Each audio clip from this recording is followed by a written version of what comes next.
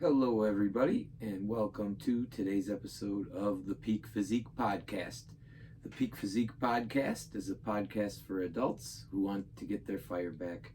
We have two missions in this podcast. One mission is to provide valuable information on all things wellness, and the other mission is to provide that information in under 15 minutes.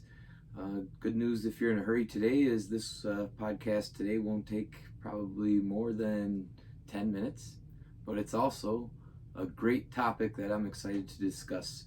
With that being said, let's jump in. So today's topic is 3 things you should be doing in the gym to keep your body young. I'm kind of in the transition in life to working out more for keeping my longevity at age 38 rather than trying to break new lifting records and reach new heights with physique. Although I'm still working on those things, it's just not priority one anymore. I've shifted more to doing things to preserve what I have now, and I do that with a lot of my clients as well, and therefore it's a topic that I'm pretty well versed on. With that being said, let's jump into the first thing that you can do in the gym to keep your body young. And this is the most important one. You need to train power. Why I say it's the most important thing is because power is what we lose most rapidly as we age. Power, by definition, is your ability to unload a lot of explosiveness in a short burst. I mean, that's not the scientific terminology, but that's kind of more what we refer to when we say power. It's the ability to make your muscles explode in a quick, rapid, powerful manner. Things like running sprints, hitting your bike, or pedaling those pedals as hard as you can. Maybe swimming at maximum speed, jumping. Those kind of things are power movements. And again, you lose power faster than anything in your body as you age. You lose it faster than you lose strength. You lose it faster than you lose flexibility.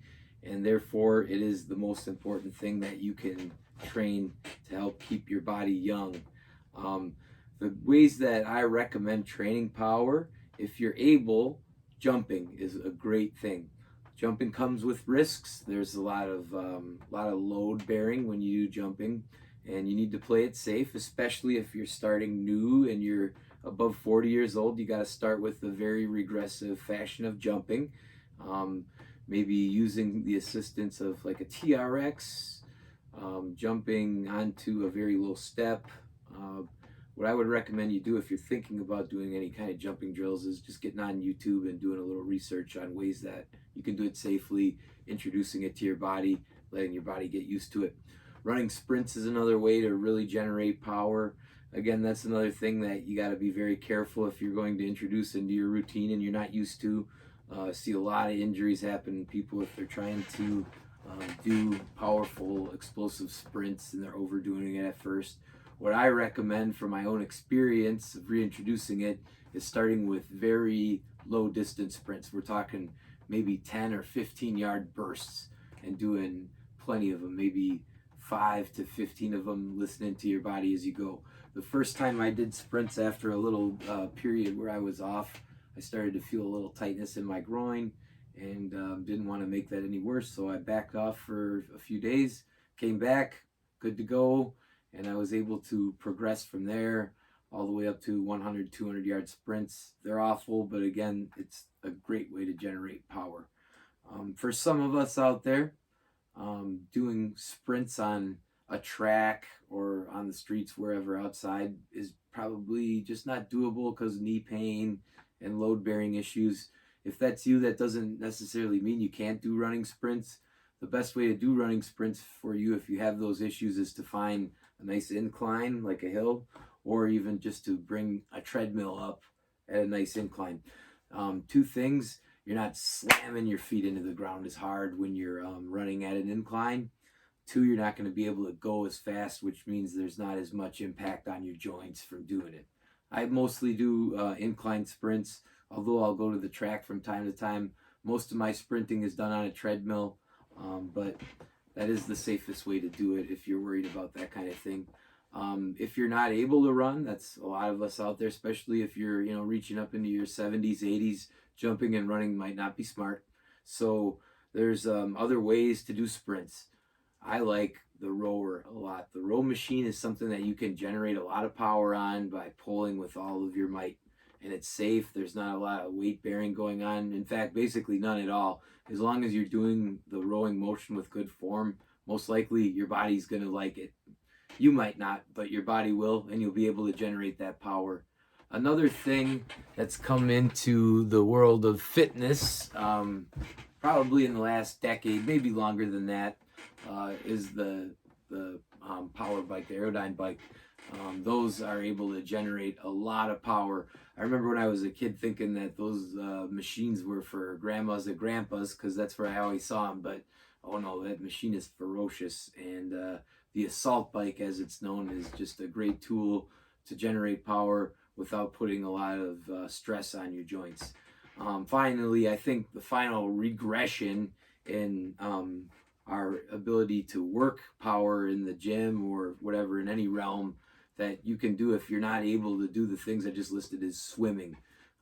Basically no weight bearing at all, but you're still able to do powerful bursts in the pool where you can push your limit of how hard you can actually swim, how fast you can swim, and you're going to get that power response from your body, and that's going to help keep that power preserving what you already have, and maybe, you never know, even creating some more from what you're working with. All right, so that was a lot. Moving on to number 2. I think the second best thing that you can do to help keep your body young is lift weights.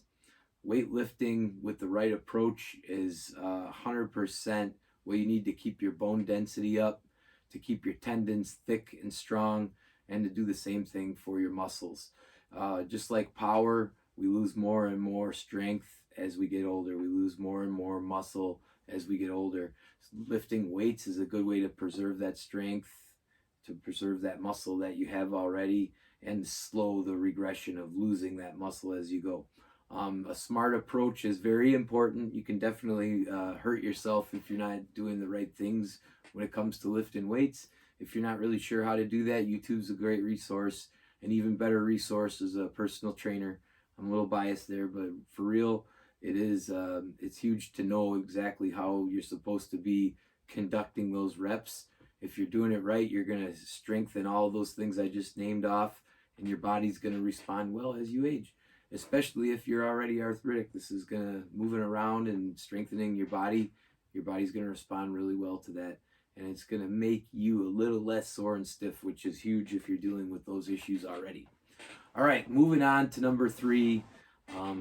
It's very important that you do mobility work if you want to keep your body young in the gym.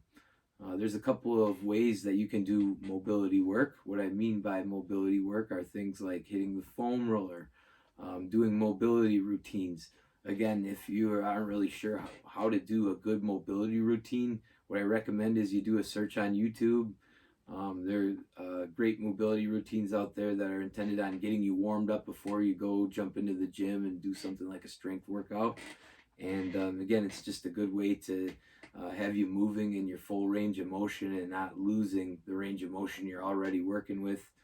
Foam rolling is like doing a self-massage, and it's a great way to get deep into the muscle tissues that are sore. It also allows you to be aware of areas that are tight. So like if you're not somebody who foam rolls a lot, you start foam rolling. Say for instance, you move into your hamstring, and one of your hamstrings is tighter than the other. That's kind of telling your body, or telling you from your body, that this area needs a little bit extra attention to be up to 100%. Another simple and easy way to get some mobility work into your routine is to practice yoga.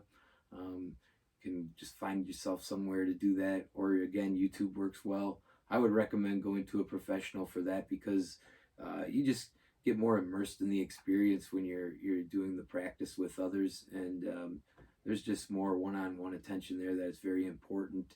If you're doing it at home, you might have your body in the wrong position and not even be aware of it. I do that myself when I go to class. I think I'm perfect in my pose, but instructor will come by and it'll be like, whoa, all right, I was definitely not doing that right. So again, Practicing yoga is a good way to keep that mobility up. All right, real quick, guys, let's summarize this. 3 things you should be doing in the gym to keep your body young. Train power, do it often. I recommend 3 days a week minimum. Lift weights. Another thing I would recommend to do 3 days a week minimum. And finally, mobility work. Yoga is the easiest way to do it. Again, with all of these 3 items, you can always do a little research on your own on YouTube to find ways to train yourself. And just keep practicing those things. You're going to be really happy with the results. If you found this podcast today helpful, share it. Put it up on your Facebook page, Instagram page. Let people know, especially if you got friends out there that are starting to deal with all these issues of being 40 plus. If you're interested in working with me or working with the gym Peak Physique in West Dallas, my email is in the comment section. Send me an email. I'll get right back to you and we'll get you set up. Anyway, thanks for watching today, listening today, whatever you did. Hopefully we'll see you again soon. Have a good one.